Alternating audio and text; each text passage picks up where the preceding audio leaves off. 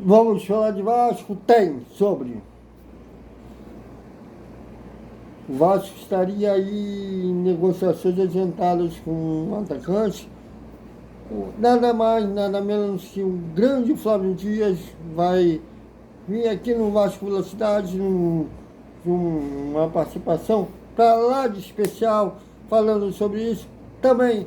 Né? E a fonte, é claro, atenção vascaínos, e também tem reforços do futebol feminino, visando o A2. Mas também vamos falar ainda sobre essa rejeição no Pluma e o porquê no jogo contra o Fluminense, quarta-feira às 9h30 da noite, será em Brasília, e o provável time que irá no Clássico. Tudo isso após o vídeo.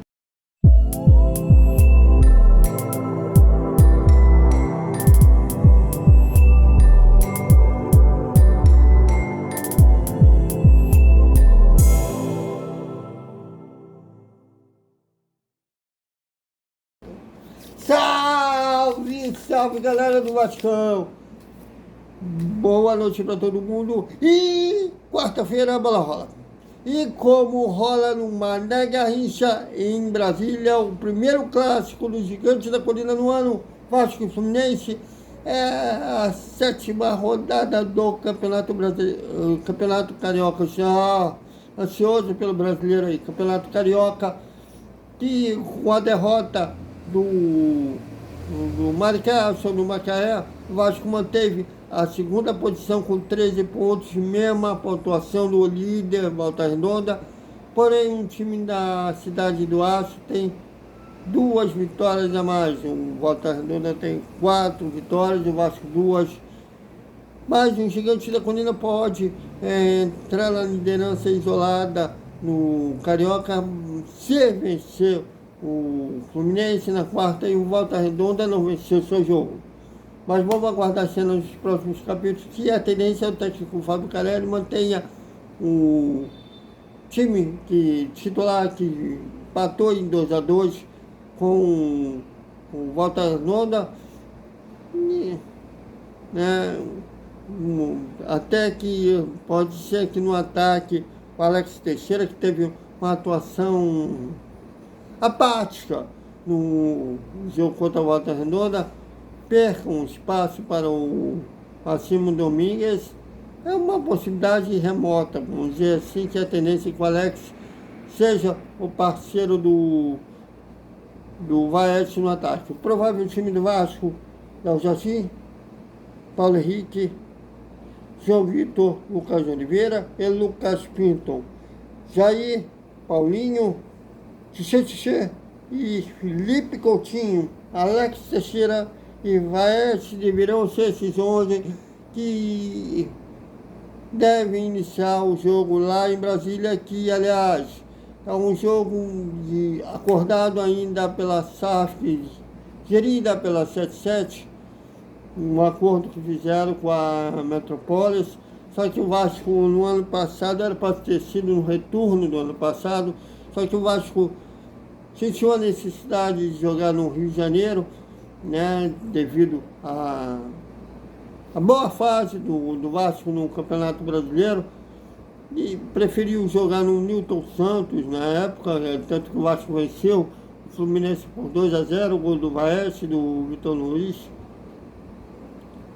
Aí, depois disso, e nesse acordo que eles fizeram com a Metrópolis, em vez de pagar multa de rescisão, o Vasco fez um acordo que o Metrópolis topou de adiar esse jogo para Brasília no Campeonato Carioca de 2025.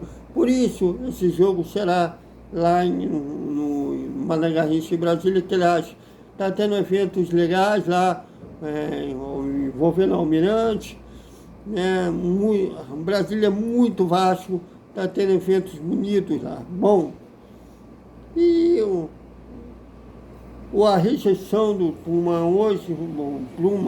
hoje, que me lembrou uma declaração do Zé Ricardo antes da compra da SAF pela 77, na época da Série B, que o Vasco estava tendo dificuldade de contratar também, que ele falou que ele nunca tinha levado tanto não quanto ele, quando era pré-adolescente, naquelas matinês, que ele pensou que ele não tinha, levava tanto toco quanto naquela, né, na juventude, como levou naquela época que ele era treinador do Vasco.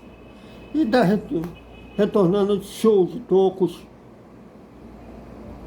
Mas, mesmo com a bunda sentada no sofá, a diretoria, ou pelo menos tenta trabalhar, ou acha que está trabalhando de forma ideal, mas tentam reforçar o time. E, de acordo com o grande Flávio Dias, abraço a Flávio Dias, no Atenção Vascaínos, excepcionalmente, e de forma, uma participação para lá de especial. Ele vem aqui falar no Vasco Velocidade, está aí da Atenção Vascaínos, e ele fala de um Vasco que estaria aí de negociação adiantada com um misterioso atacante. Vejam. Ninguém não vai. O Vasco tem 2 a 3 jogadores, sendo que um bastante avançado, com possibilidade inclusive dessa semana. E eu diria aqui pelo meu feeling, não é o Rony.